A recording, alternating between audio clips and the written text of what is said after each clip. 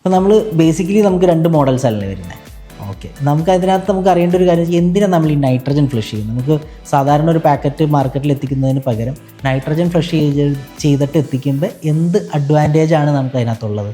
മെയിനായിട്ട് അതിൻ്റെ പ്രോഡക്റ്റിൻ്റെ പ്രിസർവേഷനാണ്. ഇപ്പോൾ ഫോർ എക്സാമ്പിൾ നമ്മൾ ലെയ്സൊക്കെ കണ്ടിട്ടുണ്ടല്ലോ, ലെയ്സൊക്കെ മാർക്കറ്റിൽ വരുന്നത് നൈട്രജൻ ഫ്ലഷ് ചെയ്തിട്ടാണ് വരുന്നത്. വളരെ ക്രിസ്പിയാണ്, അതുപോലെ അതിൻ്റെ അരോമയൊന്നും നഷ്ടപ്പെട്ടിട്ടുണ്ടാവില്ല, അതുപോലെ ഷെൽ ലൈഫ് അതിൻ്റെ കൂടുതലാണ്.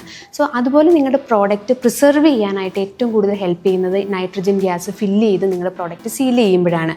ആ പ്രോഡക്റ്റിൻ്റെ നിങ്ങൾ കസ്റ്റമറിലേക്ക് എത്തിക്കാൻ ഉദ്ദേശിക്കുന്ന അതേ ക്വാളിറ്റിയിൽ തന്നെ നിങ്ങളുടെ പ്രോഡക്റ്റിനെ എത്തിക്കാനായിട്ട് നിങ്ങൾക്ക് സാധിക്കും. രണ്ടാമത്തെ പോയിന്റ് വരുന്നത് ഓക്സിഡൈസേഷൻ പ്രോസസ്സ് കുറയ്ക്കാനായിട്ട് ഈ nitrogen filling band sealer help ചെയ്യുന്നതാണ്. കാരണം നമുക്കറിയാം നൈട്രജൻ ഇനേർട്ട് ഗ്യാസ് ആണ്. അപ്പോൾ ഇതിനകത്തേക്ക് നമ്മുടെ ഈ പ്രോഡക്റ്റിൻ്റെ ഉള്ളിലേക്ക് അല്ലെങ്കിൽ നിങ്ങളുടെ ഫില്ല് ചെയ്തിരിക്കുന്ന കവറിൻ്റെ ഉള്ളിലേക്ക് ഈ ഗ്യാസ് നമ്മൾ വിടുമ്പോൾ ഓക്സിഡൈസേഷൻ പ്രോസസ്സ് അതിനെ കുറയ്ക്കുകയാണ് ചെയ്യുന്നത്. അതുവഴി നിങ്ങളുടെ പ്രോഡക്റ്റിൻ്റെ ഷെൽ ലൈഫ് ഇൻക്രീസ് ചെയ്യാനും പ്രോഡക്റ്റിൻ്റെ ഡ്യൂറബിലിറ്റി കൂട്ടുവാനും ഫ്രഷ് ആയിട്ട് കസ്റ്റമേഴ്സിലേക്ക് എത്തിക്കാനൊക്കെ നിങ്ങൾക്ക് സഹായിക്കും. ഇനി മൂന്നാമതായിട്ട് വരുന്നത് ഇതിൻ്റെ പ്രൊട്ടക്ഷനാണ്. അപ്പോൾ നമുക്കറിയാം ലേസൊക്കെ നോക്കിയിട്ടുണ്ടെങ്കിൽ അറിയാം അത് പാക്ക് ചെയ്ത അതേ ക്വാളിറ്റിയിലാണ് നമുക്കത് ഓപ്പൺ ചെയ്യുമ്പോഴും കിട്ടുക. അതൊന്നും ബ്രോക്കൺ ആവുമോ അല്ലെങ്കിൽ അത് പീസായി പോകുമോ അങ്ങനെയൊന്നും വരുന്നില്ല.